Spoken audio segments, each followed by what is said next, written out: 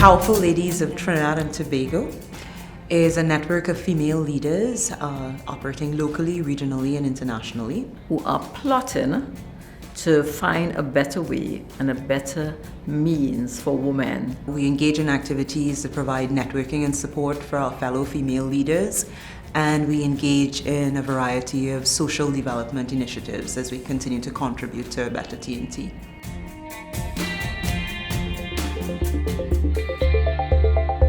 I run a consultancy firm, and quite a few of the women that I worked with, some of the male leaders and women that I work with, kept speaking about the need to bring people together to continue some of the conversations that we would have had in the sessions that we ran.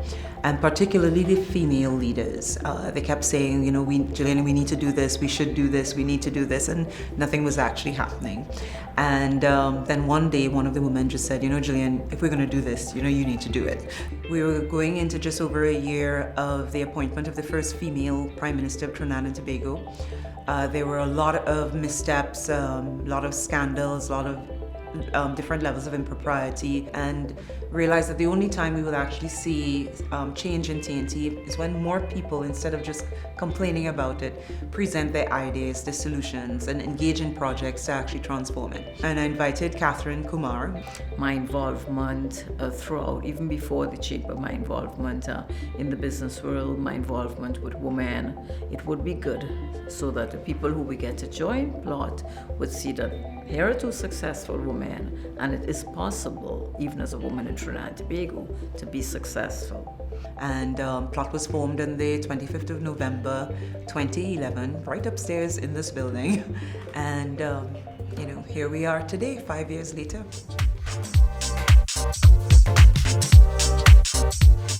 I became involved in PLOTT when Gillian and Catherine started to plan activities that they engage in and the support that they provide for women. And I got this call, this is Gillian Wall, and so she told me in her very exuberant way, I'm starting something, come and have a drink. I said, sure. And that was it. So when we formed PLOTT, it was received as yet another women's group. We got a lot of opposition from female leaders within TNT. Who do you all think you are? The powerful ladies of Trinidad and Tobago. We actually had some men calling us the powerful lesbians of Trinidad and Tobago. But I think once they realized that what we are all about was really trying to help females, help women in Trinidad and Tobago, a lot of that subsided. Dana Sita was a member of the network and very well respected member of Trinidad and Tobago. And yet this incredible woman was gunned down, and it shook us, it shook everyone. Immediately after, we knew we had to continue to keep the awareness going. So we held silent vigils around the savannah from midnight to 1 a.m. Now, everyone was really concerned. Why are you doing it? People won't come. And I said, well, that was the hour, right? She was murdered while we slept, so that's the hour we will stay awake. And also to get her book published. That was to keep reminding everyone that you tried to silence her, but you made her unbreakable, because she was unbreakable. And that was the book that was launched, Dana Sita Unbreakable.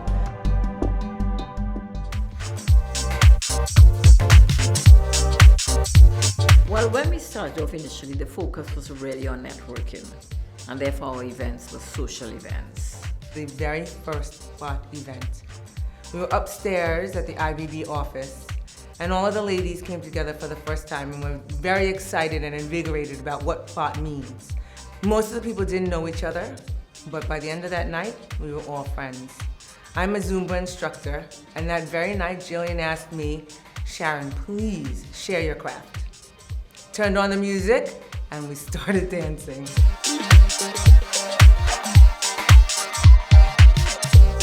The real focus was on getting people to network. And so we have moved from that, being more just a network organization, to where we are contributing towards society. we had a pre-election discussion series to which we invited some of the main folks who were involved in the national conversation at that time. the then Prime Minister, Mrs. Kamala Prasad Bisesa, and we also hosted the then Leader of the Opposition, Dr. Keith Rowley. There was, I believe, the Minister of Finance, and in each of the luncheon meetings, there was question and answer. And I believe that created a national discussion which helped people to sift through some of the issues. PLOTT haven't gotten involved in so many things, Like you would have said, what did the DNC to have in so many things, even in youth. Well, PLOTT is comprised of female executives, and I suppose Youth PLOTT will have that kind of same idea, but encourage the youth involved to become female leaders and executives. The events that we have, the people that we bring to them, to speak to them. We got to work with PLOTT on my conference in 2015, where PLOTT women made up the speaker list, and we brought in the attendees of young professionals. One young professional stood up and he said, "I don't know why I'm here. I wouldn't normally associate with these people. I wouldn't normally come out and learn this kind of stuff, but I'm just glad my teacher gave me that chance." We spend a lot of time working on data and stats and analysis. Immediately the national budget is ready, you're going to get coming out from PLOTT, what are the highlights out of the budget? Then you're going to get a commentary coming out from PLOTT. What do we think that minister said that is good for the economy or is not good, or how is he going to achieve this? We do 2 monthly publications on the murder rate and the types of crimes and the geographic and demographic spread. And we do an Orange Day release that looks at our compliance to the international conventions that we've signed on. And we work locally, regionally, and internationally with plotters abroad, and also partners, universities, research institutions, to help us look at what's really happening. As an assistant professor assigned to coordinate and develop the program for an international service learning group of criminal justice students going to Trinidad in March of 2016. Immediately, Ms. Wall responded saying, "Whatever you need, we can help you with." Again, also being that these are both very impressive, very well-spoken and successful women is a very important lesson, that their thoughts about the world outside of the United States are may have been profoundly different. That in fact, there are a lot of good people trying to do good things everywhere. So it has really moved from just being more or less a networking organization. Women realize that we are not as far as we thought we were. And in that context, how important it is for us to come together around issues that are meaningful to us. And we are calling on more and more women who can actively take part To explore, discover, and strengthen their power. People can see that there is value to having a united front on a platform. to not only identify the issues but to present solutions when we do have a forum. We want not only our members but the wider TNT community to start having the conversations. Our values are to engage, inform, educate, inspire, and empower.